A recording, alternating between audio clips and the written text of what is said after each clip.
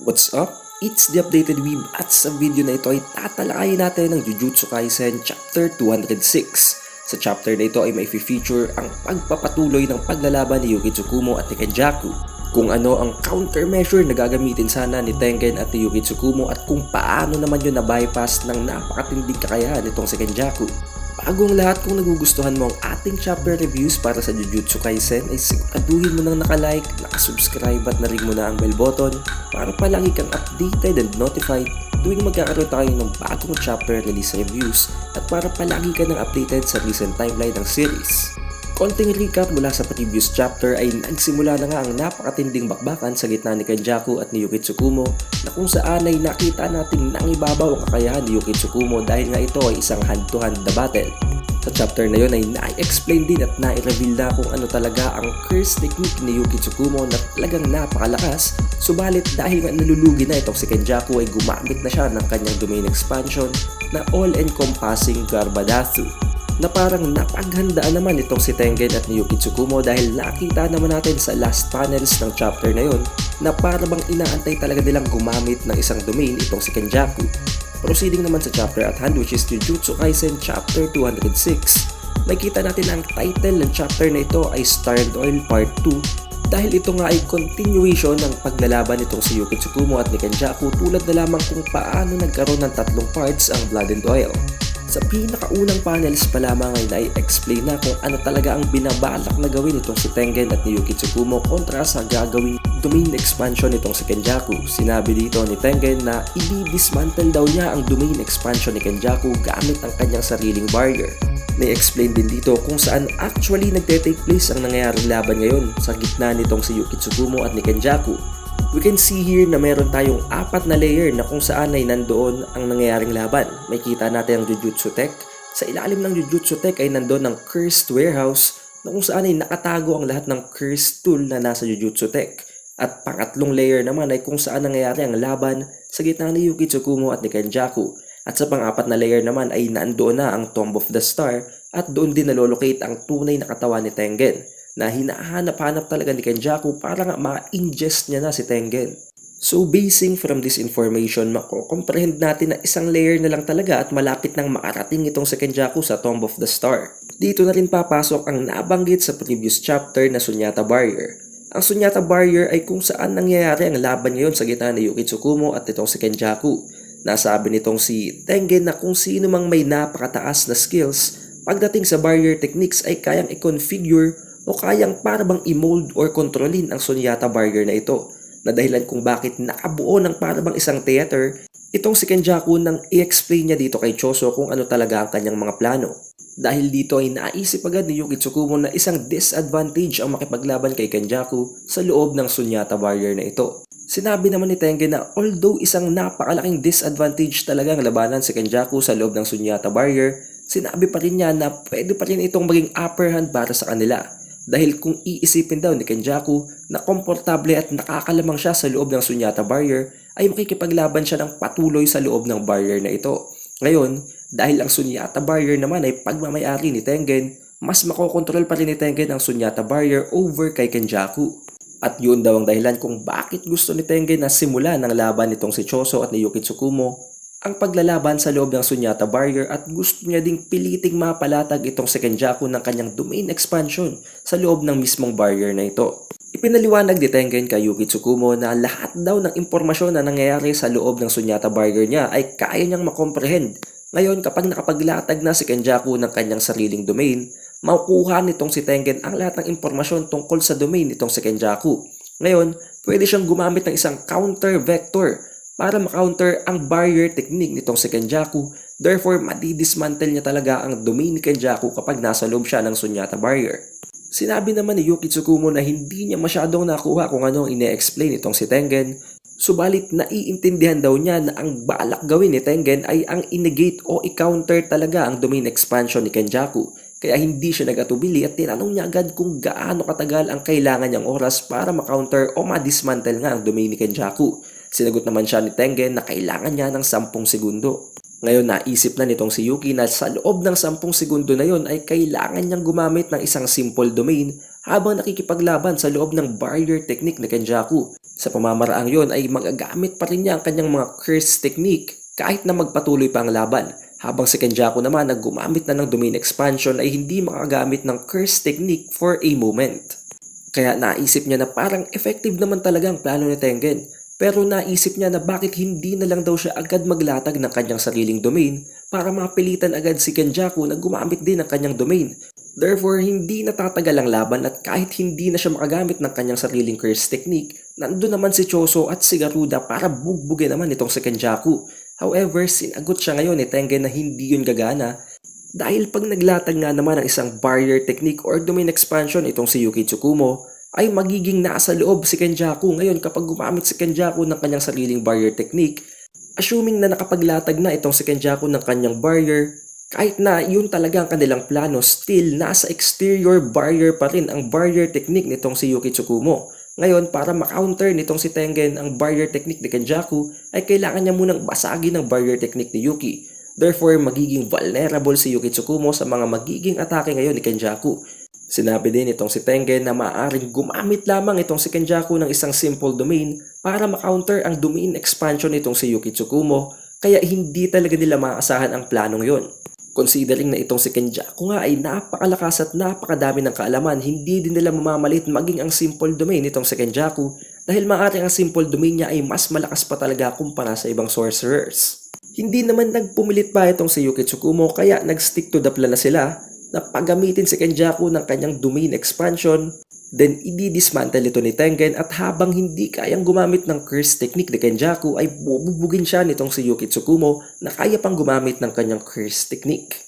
The plan itself was really great, subalit sa paggamit nitong si Kenjaku ng kanyang domain expansion na all-enveloping Garbadatu ay nakita nitong si Tengen na hindi niya pala kayang i-dismantle agaran ang domain expansion nitong si Kenjaku. Dahil nasabi niya na ang domain expansion pala nitong si Kenjaku na inilatag niya sa Sunyata Barrier ay isang domain expansion na tulad ng domain expansion ni Sukuna na Malevolent Shrine. So ang theory natin sa previous video natin na tungkol sa domain expansion nitong si Kenjaku na hindi gumagamit ng isang barrier ay actually totoo pala. Nasabi ngayon nitong si Tengen na dahil walang isang barrier ang domain expansion nitong si Kenjaku, hindi niya kayang i-dismantle ang domain expansion nitong si Kenjaku. The bad thing here is hindi ito alam ngayon itong si Yuki Tsukumo kaya magsistick pa rin siya sa kanilang plano na gumamit ng kanyang simple domain na alam naman nating hindi tatalab dahil wala ngang barrier or enclosed barrier ang domain expansion itong si Kenjaku. Nagtaka na lang itong si Yuki Tsukumo kung bakit para bang napakalakas daw ng domain expansion itong si Kenjaku na maging ang kanyang simple domain na dapat ay isang counter talaga sa mga domain expansion ay unti-unti pa ring nasisira nitong si Kenjaku. Pinagpatuloy nitong si Yuki Tsukumo ang kanyang pagre-retaliate kay Kenjaku sa loob ng kanyang domain expansion habang unti-unting lumalapit sa kung nasaan naroroon itong si Kenjaku para nga mag-attempt ng isang counter-attack without even knowing na hindi na talaga actually gagana ang plano nila ni Tengen. Then shockingly, may kita natin unti-unti pa rin nagdi-disperse ang domain expansion dito ni Kenjaku, which means may natuklasan itong si Tengen na paraan para i-dismantle ang domain expansion ni Kenjaku kahit na wala itong isang literal na barrier or enclosed barrier.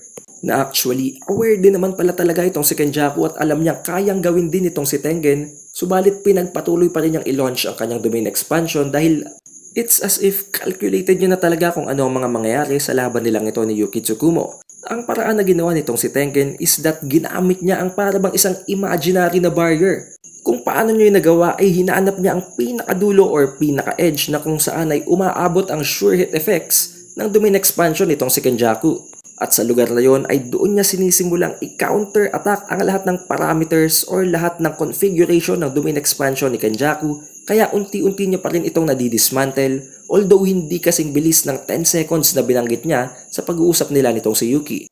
Nagsimula naman ngayong para bang pumasok ng isang napaka-confident na emosyon itong si Kenjaku habang sinasabing hindi daw siya katulad nitong si Tengen dahil kumpara kay Tengen na nakatago lamang sa loob ng Tomb of the Star, siya daw ay nabuhay ng napakatagal sa labas ng tunay na mundo na dahilan kung bakit napakadaming experiences, skills at lahat ng kaalaman niya ay naipon niya. Dito ay bigla ng parabang completely natunaw na o nasira na ang simple domain ngayon ni Yuki Tsukumo, which means Magagamitan na siya ngayon ng curse technique or ng sure hit effects ng barrier technique nitong si Kenjaku.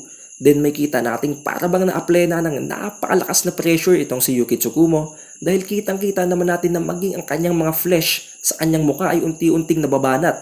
Masabi nating ito ay ang gravitational na curse technique na nakuha niya sa cursed spirit na God Ganesha. Nang dahil sa gravitational na curse technique na ito na napakalakas ay nawasak maging ang mismong tinatatayuan nitong si Yuki Tsukumo na dahilan kung bakit napabagsak siya nitong si Kenjaku ng isang hit lamang. After namang tamaan ng napaka-massive na attack na yon mula kay Kenjaku, itong si Yuki Tsukumo ay unti-unti nang parabang nag-disperse o nawasak or na-dismantle na nga nitong si Tengen ang domain expansion nitong si Kenjaku. And it seems hindi siya actually ganon kabilis at hindi siya na-dismantle nitong si Tengen nang naayon sa kanyang plano dahil may kita naman natin na nasama ang kanyang sariling sunyata barrier sa pagko-collapse niya ng domain expansion nitong si Kenjaku na maaring isang napaka-tough choice na ginawa niya lamang dahil maaring mapatay na dito ni Kenjaku itong si Yuki Tsukumo. Dahil as we can see nga, nakalagpak na ngayon si Yuki Tsukumo habang duguan at nagkakalat na nga ang dugo sa kanyang katawan. Habang sinasabi din ni Kenjaku na it's too late na daw. Masasabi natin na talagang na-caught off guard itong si Yuki Tsukumo ng napakalakas at napakamassive na ataking ginawa ni Kenjaku dahil hindi naman talaga niya inaasahan na ganon mag-turn out ang mga pangyayari. Dahil nga sa napaka-dire state na ngayon itong si Yuki Tsukumo, inakala at inassume na ni Kenjaku na patay na itong si Yuki Tsukumo. Habang sinasabi na kung sana lamang daw ay hindi na nakinig itong si Yuki Tsukumo doon kay Tengen at kung sana lamang daw ay inilatag niya din ang kanyang sariling domain expansion para mai-compete ang domain expansion nitong si Kenjaku ay sana hindi naging ganito ka-boring na napakabilis nagtapos ang kanilang laban. Dito din ay nagsimula ng parabang may i-reveal na itong si Kenjaku habang sinasabing may sikreto daw na hindi sa kanila sinasabi si Tengen tungkol sa Culling Games. Subalit biglang naputol ang kanyang dialogue sa part na ito dahil nakita niyang nakatayo na ngayon si Garuda sa kanyang harapan. Nagtataka itong si Kenjaku kung bakit hindi pa rin namamatay itong si Garuda kung gayong patay na nga itong si Yuki Tsukumo, which made him think na hindi pa pala patay itong si Yuki Tsukumo at sa paglingon niya sa kanyang likuran ay nakatayo na ito. Then dito ay nagsimula na ang parabang round 2 ng paglalaban itong si Yuki Tsukumo ni Garuda laban kay Kenjaku. Nagsimula ng umatake itong si Garuda papunta kay Kenjaku na naiwasan naman ni Kenjaku. However, alam nating hindi naman nakagamit ng curse technique ngayon itong si Kenjaku. Kaya nasa upper hand pa rin itong si Yuki Tsukumo at si Garuda kahit nasabihin nating napaka-dire state na ngayon ang katawan nitong si Yuki Tsukumo. Dahil nga nakabangon pa rin itong si Yuki Tsukumo ay naisip agad ni Kenjaku na kaya palang gumamit ng reversed curse technique itong si Yuki Tsukumo. Ngayon naisip din naman itong si Kenjaku na habang nag-heal itong si Yuki Tsukumo ay i-recover din niya ang kanyang sariling curse technique para makipaglaban ulit kay Yuki Tsukumo without being at a disadvantage. Nagulat na lamang siya nang makita niyang hindi pala mag-i-heal itong si Yuki Tsukumo but instead ipagpapatuloy pa niya ang barrage of massive attacks dito kay Kenjaku para hindi magkaroon ng pagkakataon si Kenjaku na i-recover ang kanyang curse technique. May kita natin sa panels na ito na parang pinipilit na sabihan itong si Kenjaku itong si Yuki Tsukumo na mag-heal na siya dahil napakalala na nga ng tinamo niyang mga sugat at injuries. Habang sinasabi naman ni Yuki Tsukumo na hindi daw dahil ayaw nga niyang ma-recover ni Kenjaku ang kanyang curse technique. Kahit na wasak-wasak na ang mga braso ngayon ni Yuki Tsukumo ay hindi pa rin siya tumigil sa pag-atake ng napakaraming atake dito kay Kenjaku kahit napaalamang niya ang gamit at mga sipa. Hindi naman sinayang ng Shikigami nitong si Yuki Tsukumo na si Garuda ang pagkakataon at ipinagpatuloy nila ang pincer attack left and right nitong si Kenjaku to the point na binalutan pa nitong si Garuda ang buong katawan ni Kenjaku para hindi siya makaiwas sa mga atake ni Yuki Tsukumo. Here you might think bakit napakalakas ng mga atake ni Yuki Tsukumo subalit kaya yung salagin ngayon itong si Kenjaku. Ang maaring natitilang explanation lamang dito ay hindi na kayang gamitin ni Yuki Tsukumo ang kanyang curse technique to its utmost power dahil nga napakalala na ng tinamo niyang mga sugat at maaring partially ay hinihil niya ang katawan niya gamit ang kanyang curse technique. Hindi rin naman nagtagal at parabang na-reach na ni Yuki Tsukumo ang kanyang limit at nagsimula ng magsuka ng napakaraming dugo. Habang itong si Kenjaku naman ay napaka-confident at sinasabi pa dito kay Yuki Tsukumo na kung sana lamang daw ay ginamit niya ang kanyang utak ay maaring naging mas maganda pa ang kinalabasan ng kanilang laban. But then biglang nagsalita ngayon itong si Yuki Tsukumo habang sinasabing ang tipo daw ng lalaki na gusto niya ay ang isang hardworking na lalaki. Then biglang nagpakita ngayon itong si Choso sa likuran nitong si Kenjaku para mag-launch ng isang counter-attack dahil kitang-kita naman natin na bumubuo na ngayon ng isang napakalaking compression ng blood itong si Choso, which means gagamit siya ngayon ng Supernova in point blank range na siguradong hindi na madadodge ngayon itong si Kenjaku dahil wala pa siyang curse technique. Kaya ngayon gulat na gulat itong si Kenjaku dahil hindi niya inaasahan na magbabalik pa pala si Choso sa kanilang laban. At doon nagtatapos ang chapter 206 ng Jujutsu Kaisen sa isang napakatinding cliffhanger na naman sa gitna ng laban na ngayon ni Yuki Tsukumo nitong si Choso laban kay Kenjaku na maaaring sa next chapter ay magkaroon na ng conclusion ang laban na ito dahil lahat na nila na-reach ang kanilang mga limits at maaaring may ipakita na namang panibagong pasabog itong si Kenjaku dahil hindi pa naman siya pwedeng mamatay since siya nga ang greatest villain ng series at hindi pa man lamang niya namimit ang mga main protagonist. But anyways, isang napakatinding chapter na naman ang aantay natin paglabas ng chapter 207 na medyo matatagalan dahil mawawalan tayo ng isang chapter next week para sa Jujutsu Kaisen dahil nabanggit dito ng author na si Gege Akutami na magkakaroon ng chapter break next week. So next week naman ay magpapatuloy pa rin ang release ng chapters. It's not really that big of a deal. Kung nagugustuhan mo ang ating chapter reviews para sa Jujutsu Kaisen ay siguraduhin mo nang nakalike, nakasubscribe at na-ring mo na ang bell button para palagi kang updated and notified tuwing magkakaroon tayo ng bagong chapter release reviews at para palagi ka nang updated sa recent timeline ng Jujutsu Kaisen. Tulad ng dati, I hope you guys had a great time watching this video. Muli, ito si Updated Weeb. I'll see you on Jujutsu Kaisen Chapter 207.